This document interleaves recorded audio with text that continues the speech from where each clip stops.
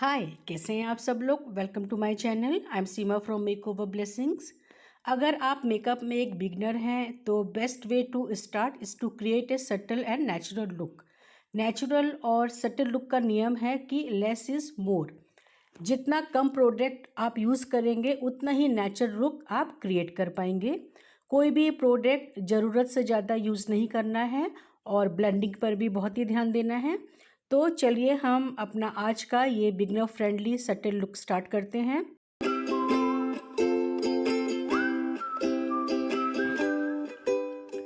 सबसे पहले हमें फेस क्लीन करना है। उसके लिए मैं प्रो आर्टे की मेकअप वाइप्स यूज़ कर रही हूँ। आप किसी भी ब्रांड की मेकअप वाइप्स यूज़ कर सकते हैं या फिर कोई भी अच्छा सा क्लीनर भी यूज़ कर सकते हैं, आप जिसमें भी कंफर्टेबल फील करें। इसे मैं फेस, नेक एरिया, ईयर और उसके पीछे भी अच्छे से क्लीन करूँगी और इस वेट वाइप्स को मैं 2 बार यूज़ करूँगी। इसके बाद आईब्रोज से हम अपना मेकअप स्टार्ट करेंगे। आज eyebrows colour correction, highlighting, contouring, eye priming सबके लिए मैं एक ही पैलेट यूज़ कर रही हूँ। ये है फॉरएवर 52 का 16 कलर कंसीलर पैलेट। तो एज ए बिगनर आपको बहुत ज़्यादा प्रोडक्ट्स लेने की ज़रूरत भी नहीं है। इस तरह के पैलेट से आप काफ़ी काम कर सकती हैं। आईब्रोज के लिए मैं ये वाला कलर ले रही हूँ।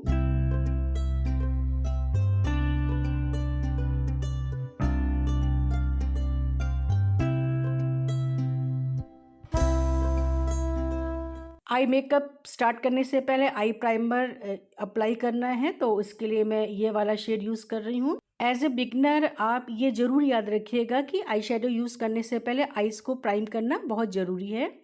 उससे आई शेडो अपनी जगह पर टिका रहता है और क्रीजिंग भी नहीं होती है।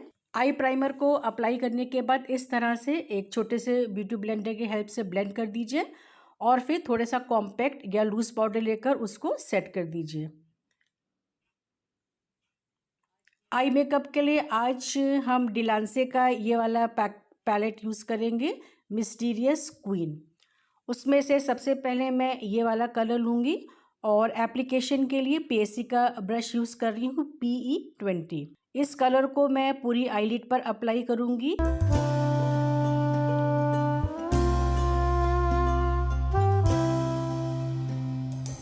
और फिर ट्रांजिशन शेड के लिए सेम पैलेट से मैं ये वाला कलर लूँगी और इसके लिए CS एसेंशियल का ब्लेंडिंग ब्रश यूज़ कर रही हूँ, E4।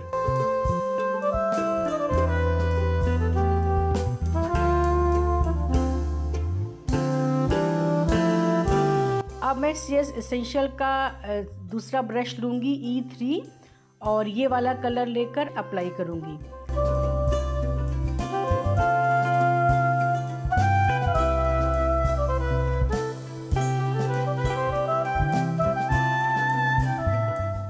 जब तीनों कलर्स का एप्लीकेशन हो जाएगा तो एक ब्लेंडिंग ब्रश की हेल्प से तीनों की ब्लेंडिंग इतने अच्छे से करिए कि कोई भी कलर एक दूसरे से अलग ना दिखे। बेस मेकअप शुरू करने से पहले फेस को एक बार फिर से क्लीन कर लें, जिससे कि अगर कोई भी फॉल आउट हुआ हो तो वो क्लियर हो जाए। फिर जो नेक्स्ट स्टेप है वो है फेस को अच्छे से मॉइस्चराइज करना। तो मॉइस्चराइज़र अप्लाई करने के लिए मैं निविया का सॉफ्ट लाइट मॉइस्चराइज़र यूज़ कर रही हूँ। ये एक वाटर बेस्ड मॉइस्चराइज़र है। इसकी अच्छी सी क्वांटिटी लेकर पूरे फेस पर अप्लाई करिए और अच्छी सी मसाज देकर थोड़ी देर के लिए छोड़ दीजिए, जिससे कि स्किन इसको अच्छे से एब्जॉर्ब कर ले और हाइड्रेट हो जाए।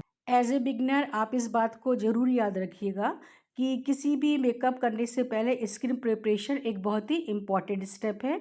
इसके बिना एक अच्छा और लॉन्ग लास्टिंग मेकअप क्रिएट नहीं हो सकता है। जब तक स्किन मॉइस्चराइज़र को अच्छे से एब्जॉर्ब कर रही है, मैं आई पैलेट से ये वाला ग्लिटर लेकर आइज पर अप्लाई करूँगी। इसके लिए मैं एक छोटा सा फ्लैट ब्रश यूज़ कर रही हूँ। हल्का सा प्रेस करते हुए इस शिमर को हम आईलिड्स पर अप्लाई करेंगे।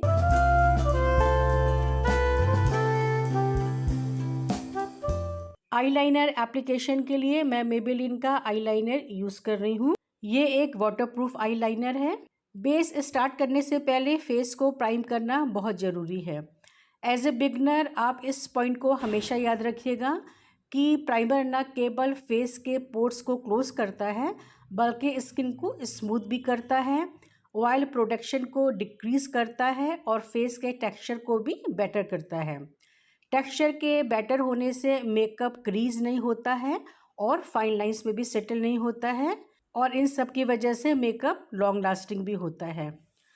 प्राइमर का सिलेक्शन स्किन के अकॉर्डिंग होना चाहिए। मैं एक नॉर्मल स्किन पर काम कर रही हूँ और इसके लिए मैं इन कलर का प्राइमर यूज़ कर रही हूँ, born to glow golden tint shade में। मैंने ये वाला प्राइमर इसलिए यूज़ करा है क्योंकि ये गोल्डन टिंट में है और हम एक ब्राइडल मेकअप कर रहे हैं, तो ये मेकअप को एक अच्छा सा ग्लोई लुक देगा। प्राइमर अप्लाई करने के बाद उसको भी 1-2 मिनट के लिए छोड़ देंगे बेस मेकअप स्टार्ट करने से पहले। करेक्शन के लिए मैं फोrever 52 के पैलेट से ये वाला ऑरेंज कलर लूँगी।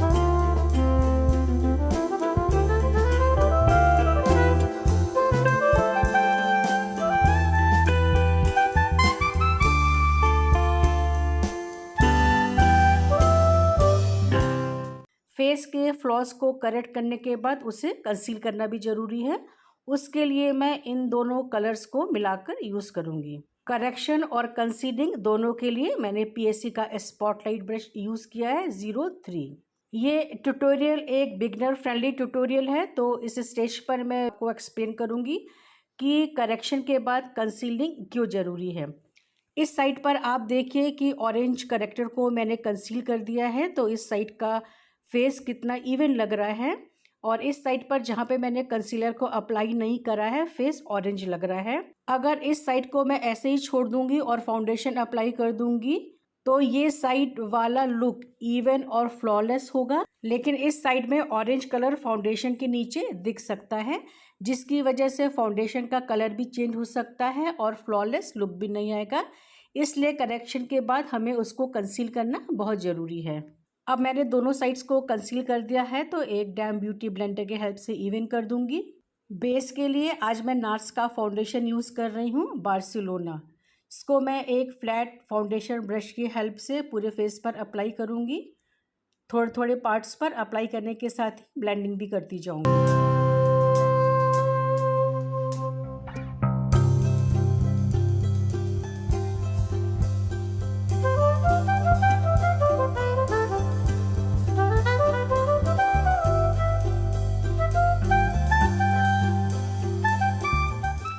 अब हमें हाइलाइटिंग करनी है, तो इसके लिए मैं ये वाला शेड ले रही हूँ। यहाँ पर देखिए कि मेरी मॉडल का फोरहेड ब्रॉड नहीं है, नैरो है, तो इसे उभारने के लिए हम इस एरिया को हाईलाइट करेंगे।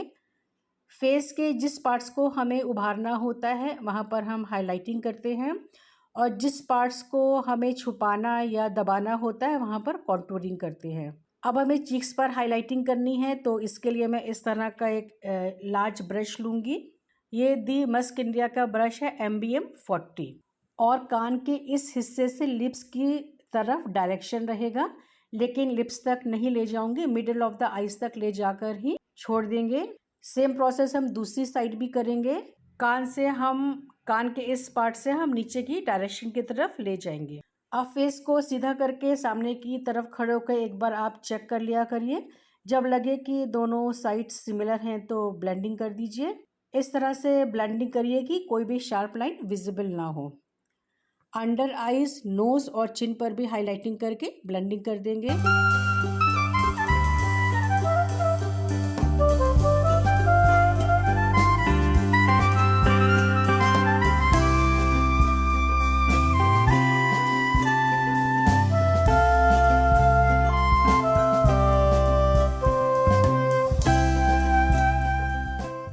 अब हमको कॉन्टूरिंग करनी है, तो इसके लिए भी मैं सेम ब्रश यूज़ कर रही हूँ। इसको टिश्यू पेपर से इस तरह से क्लीन कर लिया है, और ये वाला डार्क शेड लेकर कॉन्टूरिंग करूँगी। अब आप देखिए कि मॉडल का फोरहेड नैरो है, ब्रॉड नहीं है। ये हाइलाइटिंग के वक्त भी मैंने आपको एक्सप्लेन किया था, और इस तरफ तो देखिए बहुत ही नैरो है, इस तरफ भी। तो हमको इन एरियाज़ पे कॉन्टूरिंग नहीं करनी है, बहुत ही हल्की सी इस पार्ट पे हम लोग कॉन्टूरिंग कर सकते हैं, और फिर इसको ऊपर की तरफ ब्लेंड कर दूंगी। नोज़ कॉन्टूरिंग के लिए हम थोड़ा सा छोटा ब्रश यूज़ करेंगे और आईब्रोज से स्टार्ट करके नीचे तक ले आएंगे। चीक की कॉन्टूरिंग के यहाँ पर इस पार्ट से जहाँ से ईयर की स्टार्टिंग हो रही है वहाँ से नोज़ की तरफ ले जाएंगे और इसी तरह हम सेकंड साइड भी करेंगे। यहाँ से हमारा यह स्टार्ट हो रहा है तो यहाँ से नोज़ की तरफ एक लाइन ड्रॉ कर लेंगे। अगेन चेक करिए कि दोनों तरफ की लाइंस सिमिलर है कि नहीं। अगर कुछ कमी लगती है तो उसको ठीक करिए, उसके बाद ब्लेंड कर दीजिए। ब्लेंडिंग इस तरह से ऊपर की तरफ होगी।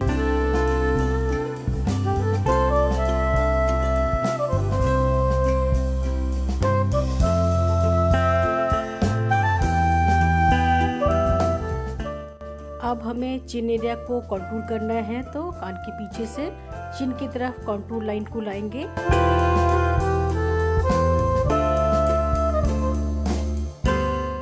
चेक करने के बाद पहले एक फ्लैट ब्रश की हेल्प से नीचे की तरफ ब्लेंड करेंगे। ब्रश के बाद लाइन को डिफ्यूज़ करने के लिए इस तरह से ब्यूटी ब्लेंडर से भी ब्लेंडिंग करेंगे।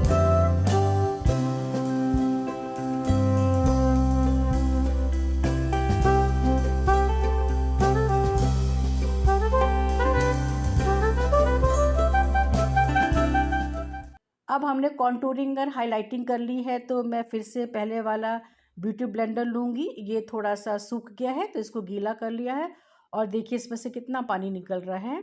इसको स्क्वीज़ करके एक टॉवल में अच्छे से सुखा लूँगी और फिर उससे जितने भी प्रोडक्ट्स हमने फेस पर अप्लाई कर रहे हैं उनको फिर एक साथ ब्लेंड करूँगी, जिससे कि हमारी हाइलाइटिंग और कॉन्टूरिंग कहाँ से स्टार्ट होकर कहाँ पर एंड हो रही है ये बिल्कुल भी पता ना चले। एज ए बिगनर आप इस बात को भी समझ लीजिए कि हमारा मेकअप लॉन्ग लास्टिंग हो तो उसके लिए हमको मेकअप को सेट करना बहुत ज़रूरी है। हाइलाइटेड एरियाज़ को सेट करने के लिए मैं शुगर का ये लूज़ पाउडर यूज़ कर रही हूँ। ये वाइट शेड में है। जितने भी हाइलाइटेड पार्ट्स हैं वहाँ पर मैं इसको अप्लाई करूँगी।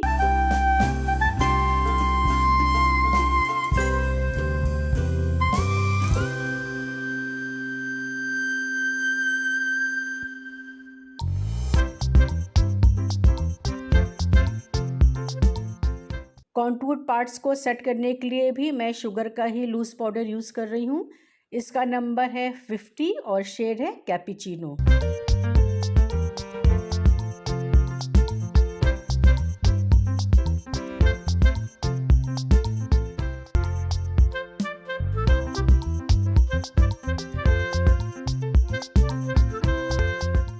जितनी देर में हमारा बेस मेकअप सेट हो रहा है हम लोअर आइज़ पर भी मेकअप कर लेते हैं। लोअर आईलिड्स पर भी मैं मेबेलिन का आईलाइनर अप्लाई करूँगी और उसको सूखने से पहले स्मैच कर दूँगी और फिर आईलाइट वाला शेड लेकर उसको अप्लाई कर दूँगी और ब्लेंडिंग कर दूँगी।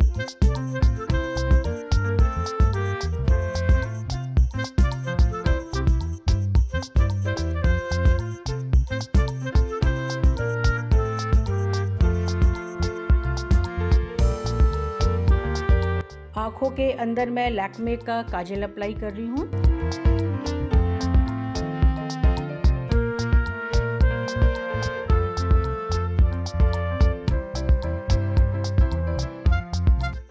इसके बाद फॉल्स आईलैशेस अप्लाई कर देंगे। अब तक फेस मेकअप अच्छे से सेट हो गया होगा तो एक्सेस पाउडर को डस्ट ऑफ कर देंगे और फिर एक फिक्सिंग स्प्रे की हेल्प से पूरे मेकअप को फिक्स कर देंगे।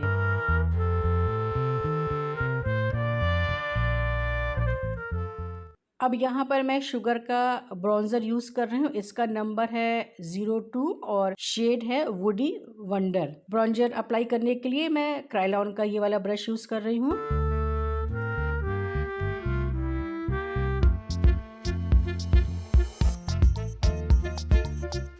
ब्लशर के लिए आज मैं एक लिक्विड ब्लशर यूज़ करूँगी। ये मेकअप रिवॉल्यूशन का ब्लशर है you got me blushing.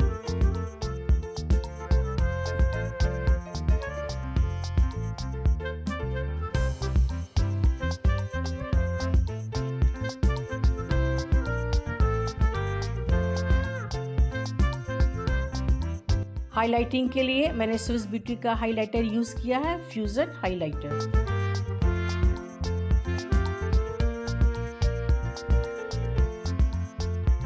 Lip colour के लिए हम लोग मेबेलिन की super stay lip colour use करेंगे। इसका नंबर है 50।